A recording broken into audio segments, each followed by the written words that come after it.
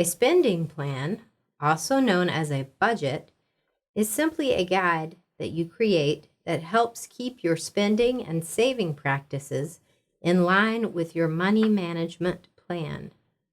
It helps you know how much money you have coming in and what is going out, and where you can make changes if needed. Typically, a spending plan is organized into weekly or monthly installments. There is no perfect template, so don't worry too much about doing it the right way. You just need to create a plan that will reflect the circumstances of your life.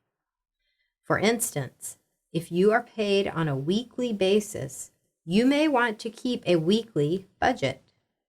If you are paid less frequently, a monthly budget might work better for you. To create the spending plan, first list all sources and amounts of income. Income is defined as money or assistance you receive that is available for your use. Examples of income include payments you receive from work, tips you may earn, tax refunds, or gifts of money that you are given. Once you have listed all sources of income, it's time to list all your planned expenses. Expenses are defined as bills, loans, and debts that we have to pay. Examples include utility bills, groceries, or child care. On a typical spending plan, the list of expenses is much longer than the list of income sources. If by this point you're feeling a little overwhelmed by thinking of all the expenses you will need to plan for, don't panic. You can consult your spending log to know about your current spending. Tracking your spending gave you lots of good information about typical amounts you spend. This information can serve as an excellent starting point for estimated amounts on your spending plan. Once you have all of this information recorded, you summarize the plan by totaling up all income and all expenses. Next, you subtract your total expenses from your total income and see what your bottom line is. The ultimate goal is for all of us to have exactly the same amount of expenses as income. That's called a zero net. Or have less expenses than we have income. That's called a net gain. If you currently have more expenses than you have income, called a net loss, don't worry.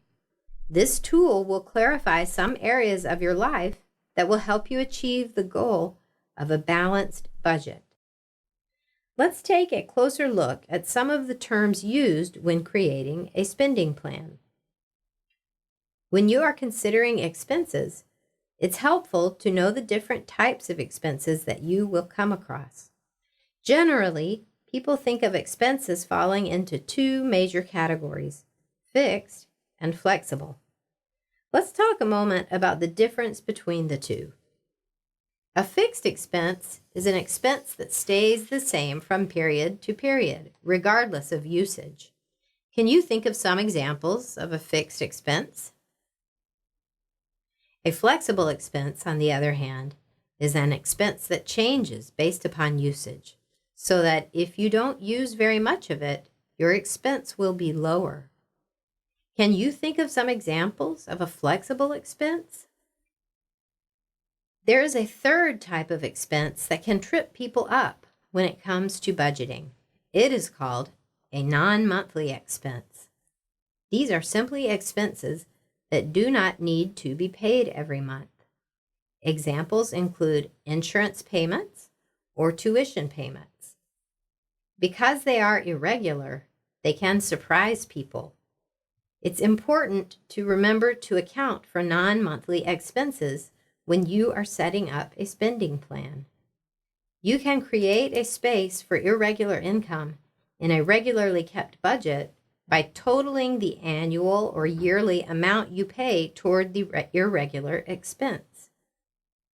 For example, you may pay $300 in auto insurance every 3 months. That means you pay your auto insurance bill 4 times a year for an annual total of $1,200. If you set aside $100 every month for auto insurance, when the bill came around, you would have the money available to pay.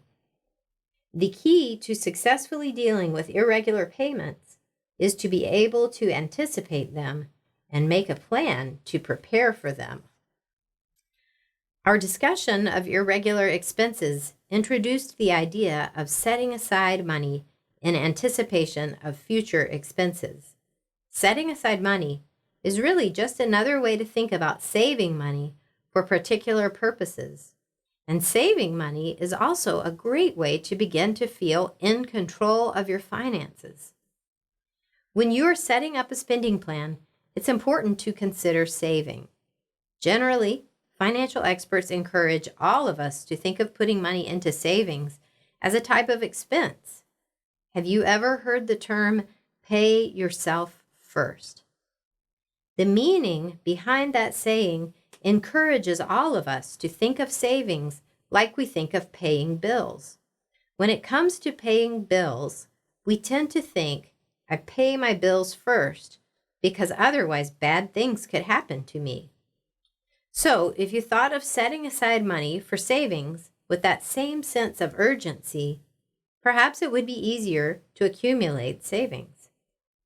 The great benefit of paying yourself first is that it allows you to develop the habit of saving. Over time, the money will accumulate and you will feel proud of yourself for what you have accomplished.